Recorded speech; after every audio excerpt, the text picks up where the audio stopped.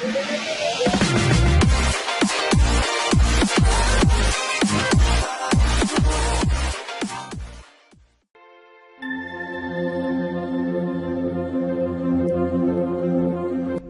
جوشی جانتا تھا مہاراجہ کی زندگی میں چاند بائی سے وصال کا کوئی لمحہ بھی نہیں آ سکتا، مگر اس نے سندھیا کے دل میں امید کی ایک ہلکی سی لو اس لیے روشن کر دی تھی کہ شاید مہاراج بھی اسے اشرفیوں کے کسی توڑے کا منہ کھول دیں۔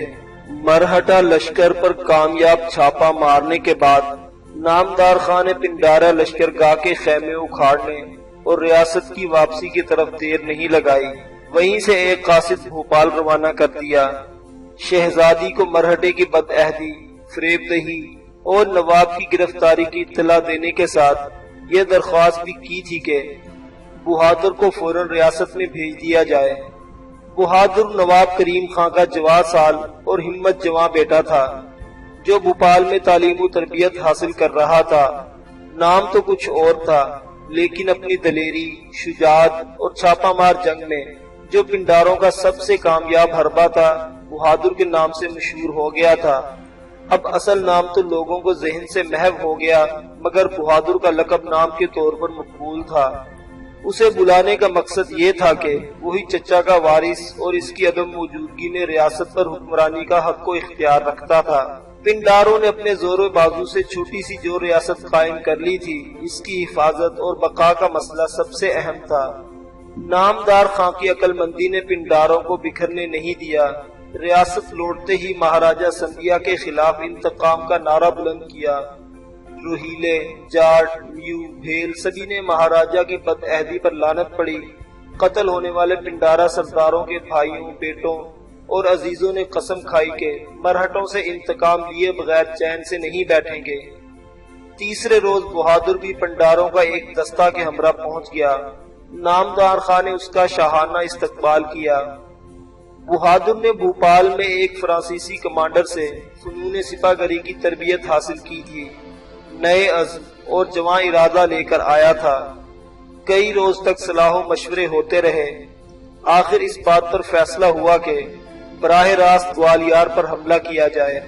5000 برق رفتار سواروں کو 2 رسالوں میں تقسیم کر دیا گیا، ایک بہادر کی کمان میں، دوسرا نامدار خان کے تحت۔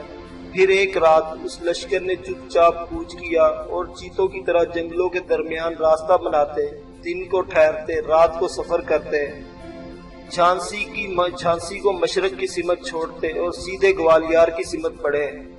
کسی کو کانوں کان خبر نہ ہو سکی، لیکن ایک صبح پڑاؤ کے لیے رکے تو ناگہاں شیوپور کی طرف سے ایک مرہٹا فوجی دستہ نمودار ہوا جو گوالیار کی طرف جا رہا تھا۔ مرہٹا سواروں نے سمجھا مرہٹا لشکر کسی مہم سے لوٹ رہا ہے، گھوڑے بڑھائے تو پڑاؤ کی طرف بڑھے، اور اس طرح نامدار خان سے تصادم ہو گیا۔ مرہٹا دستہ صرف 300 سپاہیوں پر مشتمل تھا۔ 200 کے قریب مارے گئے، باقی جان بچا کر بھاگے۔ نامدار خان نے تعاقب کیا، چند سوار تعاقب کے دوران بھی ہلاک ہوئے، لیکن 100 کے لگ بھگ فرار ہونے میں کامیاب ہو گئے۔ نامدار پڑاؤ میں پلٹ کر آیا تو بہادر سے مشورہ کرنے کے بعد سارا منصوبہ ہی تبدیل کر دیا۔ اب گوالیار پر حملہ جنگی نقطہ نظر سے مناسب نہ تھا۔ مرہٹا سپاہیوں نے گوالیار پہنچ کر دم لیا اور پنڈاروں کی آمد کا راز فاش کر دیا۔ مہاراجہ نے شیو دیشپ راؤ کو حکم دیا کہ دشمن کو گوالیار پہنچنے سے پہلے ہی جا لے۔ شیو دیشپ راؤ سواروں اور پیادوں کے جھمگٹے لے کر نکل گیا، مگر ادھر تو بساط جنگ کے نقشے ہی بدل گئے تھے۔ گوالیار کا ارادہ ترک کر کے بہادر نے مغرب کا رخ کیا اور نامدار خان نے مشرق کی طرف پلٹتے ہی تباہی مچا دی۔ شیو دیشپ راؤ کو خبر ملی تو اس کے تعاقب میں بڑھا، مگر وہ بستیاں لوٹتا، آگ لگاتا، بجلی کی مانند لپکتا کڑکتا ایک جگہ سے دوسری جگہ پہنچ جاتا۔ معلوم ہوتا تھا کہیں ٹھہرنا اور مرہٹوں کا مقابلہ کرنا اس کے پروگرام میں شامل ہی نہ تھا۔ بس بستیاں لوٹتا اور مرہٹا لشکر کو اپنے تعاقب میں دوڑاتا رہا، مگر نامدار خان اپنے منصوبے کے مطابق اچانک ادھر سے ادھر جا نکلتا۔ شیو دیشپ راؤ بدستور تعاقب میں تھا، کہیں تصادم کی نوبت نہ آ سکی۔ دونوں آگے پیچھے بھاگتے رہے۔ یہ سلسلہ کئی روز تک جاری رہا۔ ایک دن پتہ چلا کہ نامدار خان جھانسی کے حاشیے پر گھومتا ہوا بندیل کھنڈ کو لوٹ گیا ہے۔ بہادر نے دریائے چمبل تک تباہی پھیلا دی۔ واپسی پر شیوپور کے نزدیک اس مرہٹا لشکر سے مدبھیڑ بھی ہوئی جو اس کی سرکوبی کے لیے بھیجا گیا تھا، مگر پنڈارے جوش انتقام میں دیوانے ہو رہے تھے، دشمن پر ٹوٹ پڑے۔ بہادر نے فرانسیسی جرنیل سے سیکھے ہوئے داؤ پیچ آزمائے اور مرہٹوں کو تباہ کن شکست دینے میں کامیاب رہا۔ مرہٹا لشکر پسپا ہو کر گوالیار کی طرف بھاگا اور بہادر بندیل کھنڈ کی طرف پلٹا۔ 15 دن کے اندر دونوں رسالے ریاست میں واپس آ گئے۔ لوٹ مار سے اتنا مال ہاتھ لگا تھا کہ کئی سال تک کسی نئی غارت گری کی ضرورت نہ تھی۔ کئی بستیاں نظر آتش کر دی گئی، چوبے اور پانڈے چن چن کر قتل کیے گئے۔ شیو دیشپ راؤ بندیل کھنڈ کی سرحد پر چھاؤنی ڈال کر بیٹھ گیا کہ مہاراج کا حکم آتے ہی پنڈاروں کی ریاست میں گھس کر ان کی غارت گری کا بدلہ لے۔ مہاراجہ سندھیا کو لوٹ مار کی خبریں ملی تو سٹپٹا اٹھا۔ ساتھ ہی بہادر اور نامدار خان کا پیغام بھی ملا کہ اگر نواب کریم خان کو کچھ ہو گیا تو گوالیار کی اینٹ سے اینٹ بجا دی جائے گی۔ عقل مندی سے کام لیتا تو نواب کو رہا کر کے اپنی غلطی کی تلافی کر سکتا تھا، مگر وہ اس دھمکی کو توہین سمجھا اور شیو دیشپ راؤ کو حکم بھیجا کہ ریاست میں گھس کر پنڈاروں کو نیست و نابود کر دو۔ اسی روز خبر ملی انگریزی فوج علی گڑھ سے گوالیار کی طرف بڑھ رہی ہے۔ ہوش اڑ گئے۔ اصل دشمن انگریز تھا، پنڈاروں کو تو کسی دوسرے وقت بھی سزا دے سکتا تھا۔ فوراً تیز رفتار قاصد شیو دیشپ راؤ کی طرف دوڑایا کہ واپس آ جائے۔ وہ لشکر سمیت خون کے گھونٹ پیتا لوٹا تو اسے انگریزی فوج کو روکنے کے لیے سرحد کی طرف بھیج دیا۔ انگریز کہاں تو مہاراجہ کو ترغیب دے رہا تھا کہ پنڈاروں کو ختم کر دے، اور کہاں اب اس کی سیاست یہ کہہ رہی تھی کہ سندھیا کو انہی لٹیروں سے پٹوایا جائے۔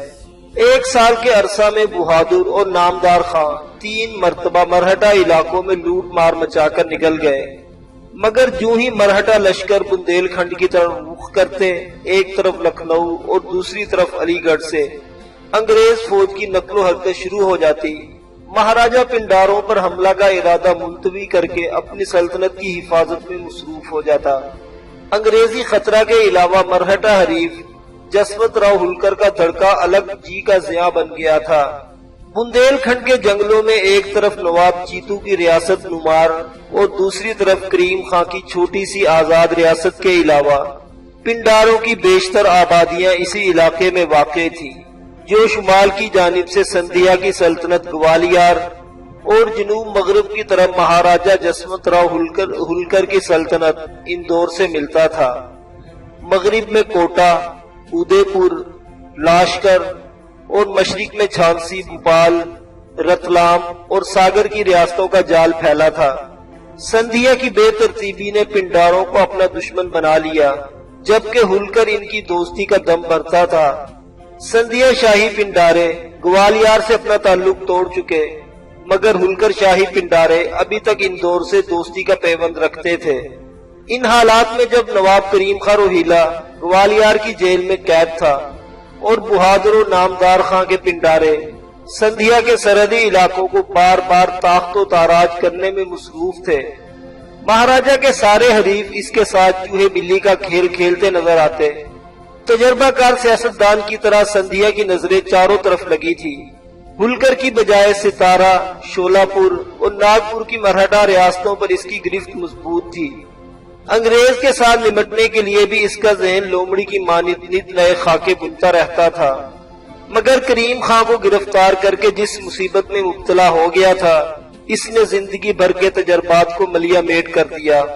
پنڈاروں کو نیست و نابود کر دینے کے تمام ارادے قوت و شوکت کے باوجود پورے ہوتے دکھائی نہ دیتے تھے، اور حالات نے ایسی صورت اختیار کر لی تھی کہ وہ تو کمبل کو چھوڑنا چاہتا تھا، لیکن اب کمبل اسے نہیں چھوڑ رہا تھا۔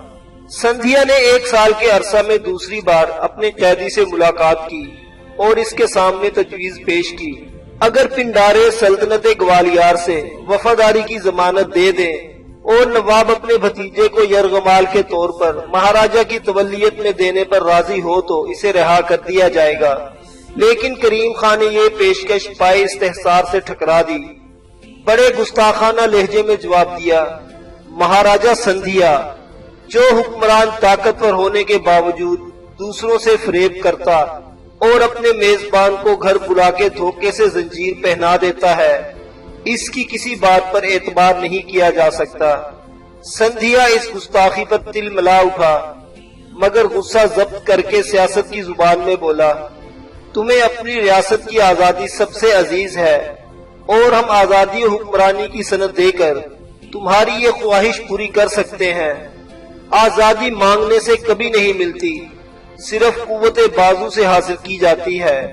مگر 1 سال پہلے تم نے ماں بدولت سے اپنی آزادی کی درخواست کی تھی، وہ ہماری بھول تھی، غلطی تھی، اور ہم دوبارہ ایسی غلطی کبھی نہیں کریں گے۔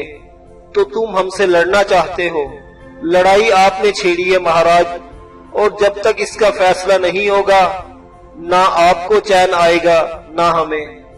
مت بھولو کریم خان، تم ہماری قید میں ہو۔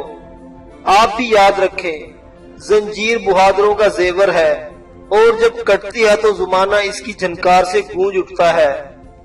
عزت زنجیر سے نہیں، تخت و تاج سے ملتی ہے۔ کبھی ایسا شخص بھی عزت حاصل کر لیتا ہے جس کے گریبان میں پیوند لگے ہوتے ہیں۔ اگر ہم آزادی کی زندگی حاصل نہ کر سکے تو عزت کی موت ضرور مریں گے۔ تو تمہیں ہم سے دوستی منظور نہیں۔ آپ نے پنڈاروں کو حقیر سمجھ کر جس دشمنی کا آغاز کیا ہے، اس کا جواب ہم نہیں، ہماری تلواریں دیں گی۔ سندھیا اچانک مشتعل ہو گیا، تمہاری یہ جرت کہ ہندوستان کے مہاراج کو للکارتے ہو۔ ہم نے تمہاری رہائی کا جو ارادہ کیا تھا اسے منسوخ کرتے ہیں، ہمیں بھی بخشی ہوئی آزادی درکار نہیں۔ سندھیا گرجا، اسے لے جاؤ۔ اب یہ شخص آزادی کے سپنے ہی دیکھتا رہے گا، اور اس حکم کے ساتھ ہی ملاقات ختم کر دی۔ گوالیار کے حالات روز بروز الجھتے جا رہے تھے۔ مرہٹا دربار جو پہلے ہی سازشوں کا اکھاڑا بنا ہوا تھا، اب راجپوت اور مرہٹا سرداروں میں اس طرح تقسیم ہونے لگا کہ واضح طور پر 2 گروہ بن گئے۔ سردار سرجی راؤ گٹہکی خود سامنے نہیں آیا، مگر گوالیار سے دور بیٹھا راجپوتوں کی ہمدردیاں حاصل کرنے میں کوشاں تھا۔ حکومت سے اس کے علیحدہ ہوتے ہی، امبا جی کے برسر اقتدار آتے ہی، امور دربار میں دوسرے انتظامی معاملات میں جو تبدیلیاں ہوئیں، ان میں مرہٹا سرداروں کو فوقیت دی گئی۔ ہر کے آمد عمارت نو ساخت کی مشہور الضرب مثل کے مطابق امبا جی نے جو نیا انتظامی ڈھانچہ کھڑا کیا، اس پر کسی نے اعتراض نہ کیا، لیکن حالات کے ساتھ ساتھ اب ان تبدیلیوں پر چیمگوئیاں شروع ہو گئیں۔ سرکاری عزل و نصب سے راجپوتوں کے مفاد کو جو جھٹکا لگا تھا، اس پر اظہار خیال ہونے لگا۔ مہاراجہ سندھیا کی ہوس پرستی کی کہانیاں پہلے ہی مشہور تھیں، اب چاند بائی کے حوالہ سے وہ کہانیاں پھر سے دہرائی جانے لگی، اور سرجی راؤ کو موقع مل گیا کہ راجپوتوں کی حق تلفی کے ساتھ اپنی بیٹی کی مظلومیت کا مقدمہ بھی پیش کر سکے، جسے محلاتی اقتدار سے محروم کر دینے کی سازش ہو رہی تھی۔ کیونکہ امبا جی چاند بائی کو جس طرح راج رنواس میں داخل کرنا چاہتا تھا، اس کا مقصد مہارانی بیجا بائی کے حکم و اختیار کو ختم کرنا تھا۔ سرجی راؤ نے راجپوت سرداروں کے ذریعے خفیہ جو فضا تیار کی، اس میں اس بات پر خاص زور دیا گیا کہ انگریز نے لکھنؤ اور علی گڑھ کی طرف سے گوالیار کو گھیر رکھا ہے۔ جسونت راؤ ہلکر الگ گھات لگائے بیٹھا ہے۔ اب مہاراجہ کی بلحواسی نے چاند بائی سے بیاہ کے شوق میں نواب کریم خان کو قید کر کے پنڈاروں کی دشمنی بھی مول لی ہے۔ افسر بکار خاص نے اس قسم کی کئی رپورٹیں مہاراجہ کے ملاحظہ کی خاطر پیش کی۔ راجپوتوں میں پیدا ہونے والی تبدیلی اور پنڈاروں کی دشمنی کے محرکات پر لوگوں میں جو باتیں ہونے لگی تھی، اس کی تفصیل بھی رپورٹوں میں درج ہوتی تھی، جس نے سندھیا کو پہلے سے کہیں زیادہ بدمزاج اور چڑچڑا بنا دیا۔ کمپنی سرکار اور مہاراجہ ہولکر پہلے ہی اس کے دشمن تھے۔ اب پنڈاروں کی عداوت اور مار دھاڑ نے ایک نیا رخ اختیار کر لیا تھا، جنہیں اس نے کبھی اتنی اہمیت نہ دی تھی۔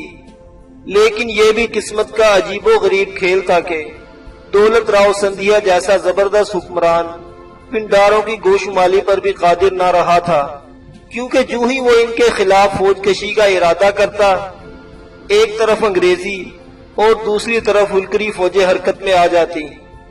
حالات کی اس ستم ظریفی نے اسے اور بھی پریشان کر دیا تھا۔ ان ساری باتوں کا ساخشانہ چاند بائی تھی، جسے اس نے اپنے وقار کا مسئلہ بنا لیا۔ سندھیا کی زندگی میں درجنوں عورتیں آئی تھی، کئی عورتوں سے پریم بھی کیا تھا۔ انہی میں ایک بیجا بائی تھی جو اس کے دل و دماغ پر راج کرتی رہی تھی، لیکن علی گڑھ کے چاند کے سامنے اب اس کی چمک دمک بھی ماند پڑ گئی تھی، اور وہ اس کے حصول کی خاطر دیوانہ ہوا جا رہا تھا۔ جوں جوں چاند بائی کے بارے میں باتیں ہونے لگی، سندھیا کے دل میں اس کے پریم کی آگ تیز ہوتی چلی گئی، اور وہ اس انتظار میں گھڑیاں گزارنے لگا کہ ایک نہ ایک دن ستارے اس کے ملاپ کی خوشخبری دیں گے۔ اس دوران مہاراجہ نے ایک عجیب و غریب سپنا بھی دیکھا کہ راج محل میں عیش و عشرت کی محفل برپا ہے۔ وہ چاند بائی کے ساتھ لگن منڈل میں بیٹھا ہے، مہا پروہت اشلوک پڑھ رہا ہے، پھر شہنائیوں کی مدھر موسیقی میں وہ حجلہ عروسی میں داخل ہوتا ہے۔ اس کے سپنے کی تعبیر تو یہ تھی کہ وہ مشکلوں اور مصیبتوں سے دوچار ہونے والا ہے، مگر سپنوں میں پیش آنے والے مناظر کا دل و دماغ پر اتنا شدید اثر تھا کہ خواب کو حقیقت سمجھ بیٹھا۔ ایک بار پھر راج جوتشی کو بلایا، ستاروں کا حال پوچھا، اور جوتشی نے چند الفاظ کی تبدیلی کے ساتھ اپنا سابقہ جواب دہرا دیا۔ مہاراج، جوتش ودیا کہتی ہے کہ آکاش پر ستارے چال بدل رہے ہیں، مگر دھرتی پر حالات بدلنے میں ابھی کچھ سمے باقی ہے۔ اس بار مہاراجہ نے یہ نہیں پوچھا یہ سمے ہفتوں اور مہینوں کا ہے یا سالوں کا۔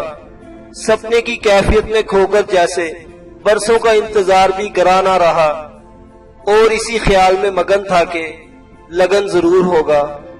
چاند کی دل بستگی کے لیے کی تھی، اور اس کے ساتھ 3 پڑھی لکھی کنیزیں جو نواب کریم خان نے حسین نذرانے کے طور پر پیش کی تھی، اس محل پر معمور کر دی تھی، جس کا نام بھی چاند محل رکھ دیا گیا تھا۔ چاہتا تھا وہ گوالیار میں خود کو اجنبی اور تنہا محسوس نہ کرے۔ جب سے کی تھی اور دوسری کنیزیں آئی تھی، وہ خوش رہنے لگی تھی اور ان سے باتیں کر کے دل کا بوجھ ہلکا کر لیتی تھی۔